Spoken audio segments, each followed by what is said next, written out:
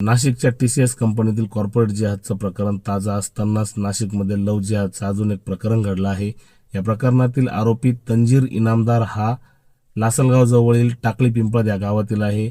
या आरोपीने त्या महिलेला 2 वर्षापूर्वी प्रेमाच्या जाळ्यात अडकवलं आणि त्यानंतर त्याने तिला दारू आणि सिगरेट पाजली। नशेत असताना तिच्यासोबत लैंगिक अत्याचार केला, त्याचे फोटोज व्हिडिओज काढले आणि त्यानंतर त्या महिलेला ब्लॅकमेलिंग करायला सुरुवात केली।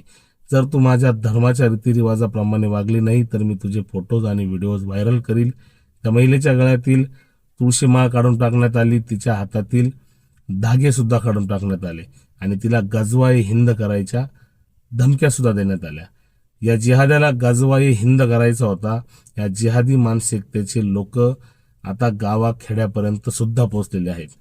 या जिहाद्याला कोण फंडिंग करत होतं, या जिहादी मानसिकतेच्या व्यक्तीला कुठले लोक अजून कनेक्ट आहेत आणि याचे पाकिस्तान सारख्या दहशतवादी देशासोबत काही संबंध आहे का किंवा कुठल्या आतंकवादी संघटनेसोबत काही संबंध आहे का, याची चौकशी पोलीस यंत्रणा करत आहे। या प्रकरणात अजून खूप सारी माहिती बाहेर येणार आहे।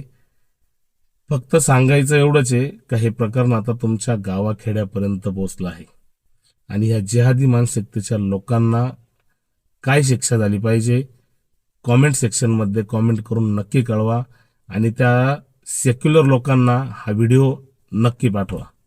जय हिंद, जय भारत।